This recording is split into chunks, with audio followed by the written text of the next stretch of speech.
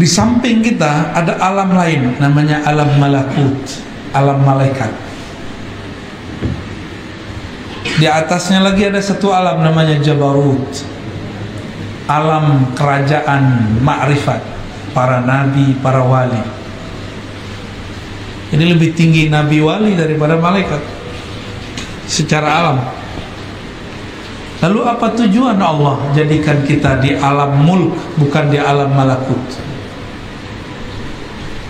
Manusia itu dipilih oleh Allah, inni ja'ilun fil ardi khalifah. Allah bertujuan menjadikan kita sebagai pentadbir alam yang mengurusi alam semesta, terutama bumi. Inni ja'ilun fil ardi khalifah. Ini kalimatnya dalam surah Al-Baqarah. Sungguh aku hendak menjadikan di muka bumi khalifah. Apa arti khalifah? Pengganti yang tadinya sudah ada mengurus bumi, sekarang digantikan oleh manusia. Berarti sebelum manusia sudah ada makhluk lain. Ternyata dulu jin, disebut Banul Jan, keturunan Jan, itu sudah pernah mengurus bumi. Tapi dasar mereka tercipta dari api, kerjanya membakar orang mulu, tengkar mulu. Terjadilah perperangan di setiap tempat, bunuh-membunuh. Mereka dulu masih tubuh fisik. Ini kalau tidak ada Nabi Syith, kita sama jin bisa gambar-gambaran, Pak. Ini rumah gua, ini rumah lu, rumah aneh, rumah ente gitu, ya. Ada yang lihat nggak? Nggak ya? Nggak lihat kan? Maka kalau ada sekarang orang bilang saya ngelihat jin, itu bohong. Yang dia lihat cuma energi, ya, energi. Kemudian dibayangkan pakai pikiran dia, muncullah sosok. Kenapa? Karena Nabi Syith dengan asma huruf-huruf rahasia dari Allah, dia mengunci alam semesta, ya. Nabi Syith ini seorang nabi, keturunan Nabi Adam, lahir setelah Nabi Adam 400 tahun di muka bumi. 400 tahun baru lahir tuh anak namanya Nabi Syith. Ini ibu-ibu umurnya berapa? Ada yang 400 tahun? 400 tahun di bumi. Nabi Adam dan Sayyidatuna Hawa punya anak namanya Syith.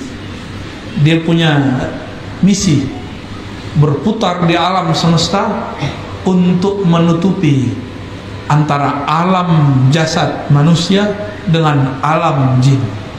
Kalau enggak, kita ini kaget-kaget ada ngeliat jin di genteng, ya kan? Lagi naik motor kayak mau ketabrak, minum-minum, aduh nggak enak bener. Nah, kita bersyukur kepada Allah, Allah tutup itu. Kalau Allah sudah tutup, jangan minta dibuka. Pembukaan mata batin, ya salam. Itu bukan mata batin, ya. Itu pembukaan alam yang merepotkan, Pak. Sempit kalau alam ini kalau kelihatan begitu. Bapak tahu nggak? Kalau di rumah kita, di rumah yang muslim, itu jin muslim itu ada di genteng-genteng itu, di atap-atap itu, di dapur-dapur itu, ya.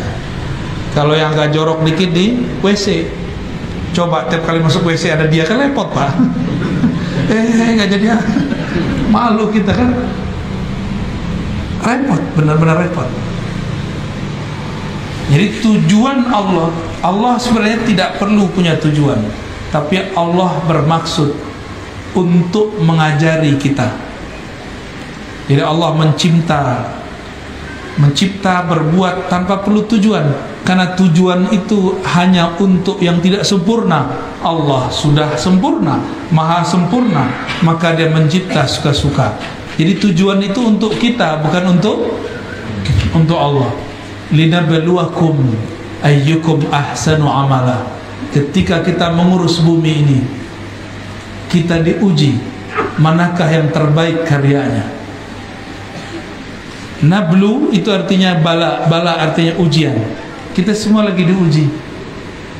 Dikasih pandemi, sabar nggak? Dikasih duit, syukur nggak? dikasih sehat, maukah beramal? Dikasih sakit, apakah dia kemudian muhasabah? Ya. Malam tadi saya mau menyebut sifat 20. Apa bedanya dengan sifat 13? Ya sama.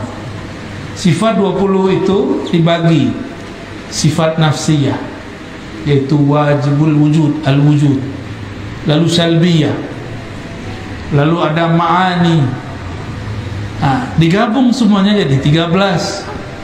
Ma'ani ada 7, ya, sama basar sampai akhir kalam. Itu sifat ma'ani. Jika Allah berkalam, maka sifatnya kalam, namanya mutakallim. Allah mendengar dengan samanya, dengan sifat samanya. Saat Allah mendengar, namanya sami'a, kaunuhu sami'an. Jadi itu cuma pelengkap penjelas daripada rukun apa sifat 13, ya. Itu sama, jadi tidak jauh berbeda. Dan uniknya, Imam Tahawi di Mesir, Imam Ash'ari di Baghdad, Imam Maturidi di Samarkand, ajaran mereka sama.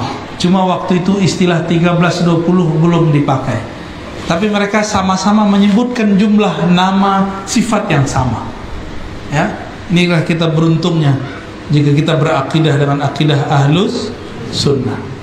Begitu Bu ya, semoga bermanfaat.